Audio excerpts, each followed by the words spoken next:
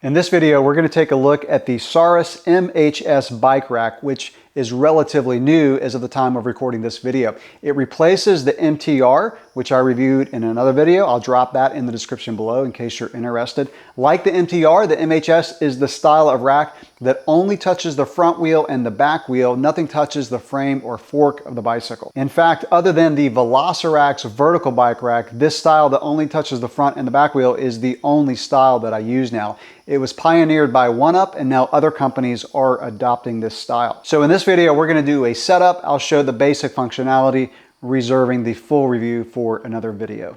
So I've got the MHS 2+1 receiver base. This is the component where the trays are going to attach to, and I'll be installing this rack on a vehicle that has a 2-inch hitch receiver. And then I've got 2 MHS trays, and this is a component that I've actually never used before that I'm really excited about trying, and that's the swing away. So that's going to allow me to swing the bike rack completely away from the vehicle, which makes it real easy to access the back of the vehicle. And now it's time to have some fun with a box cutter. I won't spend a lot of time in this video unboxing, but I do want to show how these are packaged. So you've got the trays, of course, and then there's the base, and you've got your instructions and hardware and all that. Like I said, I'll talk about how easy this thing is to set up. I don't anticipate it to be very difficult. So let's go ahead and get started. I'll start with the base. Really no assembly required for the base. I just pulled it out of the box and put it in the vehicle. And then this is the hardware that you get with the base. So this is the bolt that secures it into the hitch receiver. They give you 3 lock cores, so I'm going to assume that's so that you can put those in the locks for the trays so that you can have one key for all of them. I'll let you know if that's correct.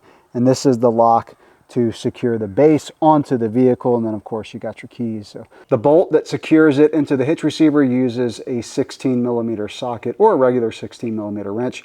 Obviously a socket is easier. One thing that I'll point out in the instructions is it shows here that the first bike should be no more than 60 pounds, second bike no more than 60 pounds, and then if you put on a third tray, which I assume the base allows for 3 trays, that bike cannot be more than 35 pounds. So e-bikes for the first 2 positions. So it's got this piece that attaches underneath the tray. So I'm going to go ahead and install that. You secure the clasp onto the bottom of the tray with these 4 bolts, and they get tightened to 16 Newton meters. The next thing that you do is install the clasp hardware. So I guess this is what secures this latch. And then you tighten your bottom bracket. No, actually that's not part of it. Once the clasp is on the tray, all you have to do is set the tray onto the base. So it's got 2 slots. So there's one there and then one there for the second one. And then all you have to do is secure it here. To secure the clasp, you're just going to close it and then drop this into those little grooves, and then you tighten it with this security wrench that's included. So it's kind of like a Torx wrench with a little hole in it, and this comes with the base. So that's the wrench that you have to use to tighten this. And this gets tightened to 14 Newton meters, and I don't have an adapter for my Torx wrench that's going to fit that. So I'm just going to go based on the feel of wrenching on bikes for a long period of time. Now we're going to install the rear wheel strap. So it's got this little plug that you insert. There's a little hole underneath the bottom of the tray that looks like that. And then we're just going to put that in there and then slide it forward. Actually, I'm going to turn it around so the buckle is on the outside. And the last thing that we'll do is we'll put in this front wheel block. So it's got some screws that go underneath the tray to attach this front wheel block to the tray, and I'll do that for both of them. So on this rack you can install the rear wheel strap and also the front block on either side. So it's got holes on both sides for the front wheel block. So it comes with a little plug. So I just plug the holes with this little thing here. It says back on it, so you know which side to put the rear tire on, just in case you needed to know that. The last thing that we got to do is we have to install the lock cores. So I think I'm just going to pop these in. And again, this came with the base. So the base comes with a lock core already installed and the lock that's going to go on the bolt that affixes to the hitch receiver. And then it's got 3 lock cores. So again, if you were to get 3 trays, I've got 2, so I'm going to have 1 lock core left over. So I'm going to put this lock core in this cable. That is what the rack looks like installed on the vehicle. Before I show the functionality of it, I'm going to install the swing away. So I just wanted to show kind of how this went on in case you didn't get the extra swing away attachment. So that's the 2 trays, and it was pretty easy. I mean, I would say 30 minutes max.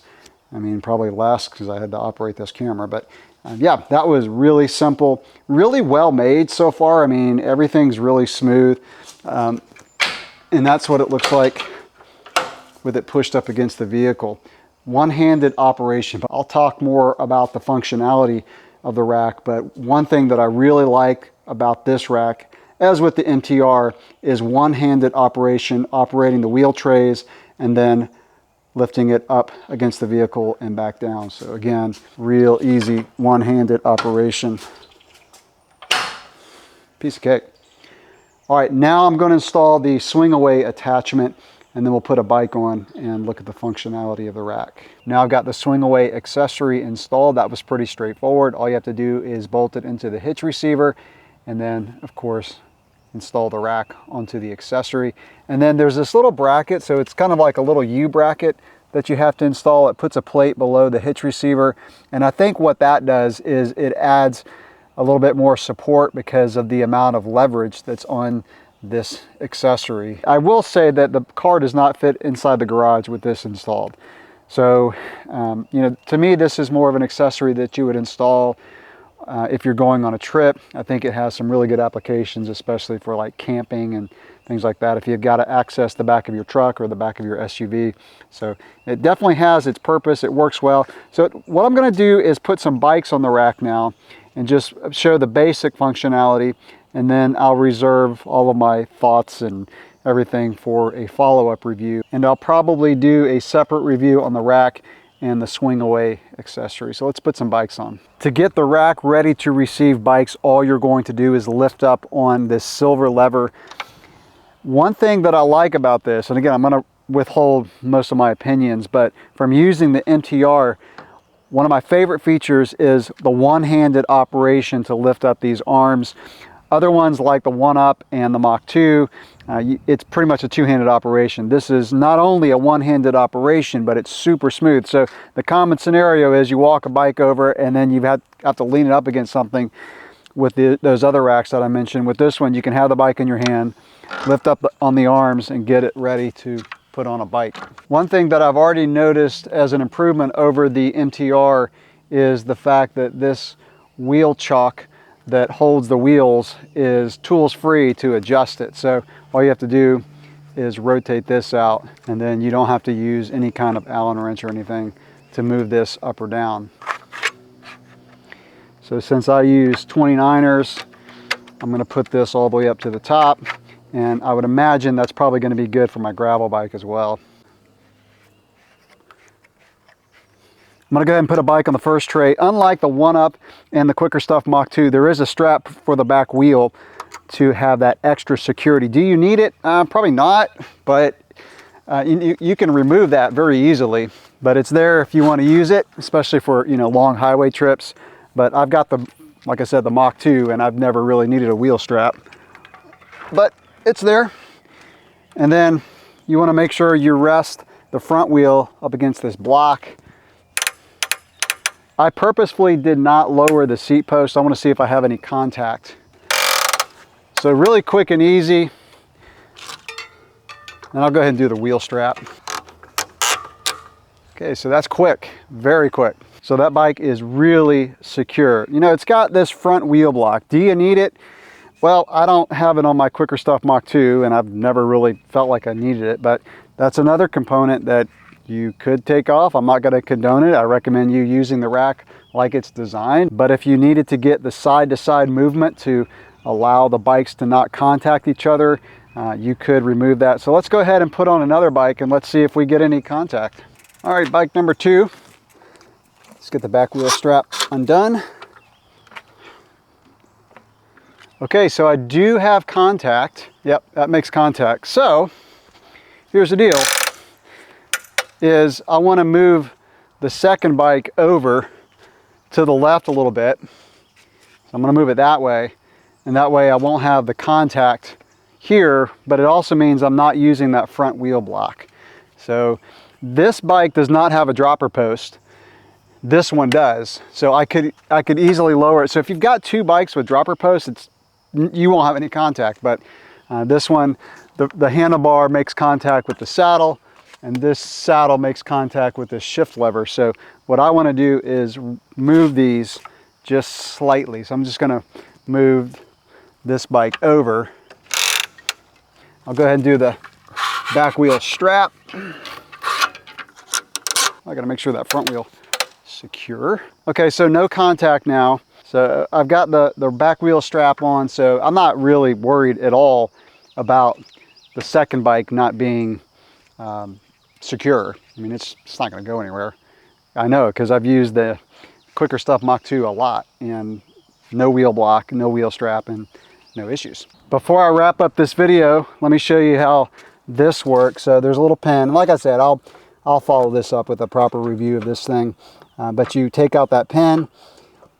You got to make sure the lock's out of the way, because it's hitting that lock. So undo that. There's a little lever here, and we'll just swing the bikes away from the vehicle. So that's as far as it goes out. So it goes completely perpendicular with the vehicle, and then you can, of course, access the back super easily.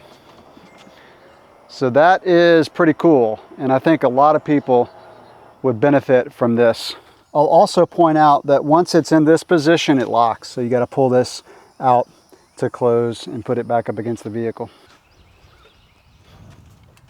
So that will wrap up my setup and first look at the new Saris MHS bike rack, along with the swing away accessory. Proper reviews to follow on both of these coming up after I use them for a while.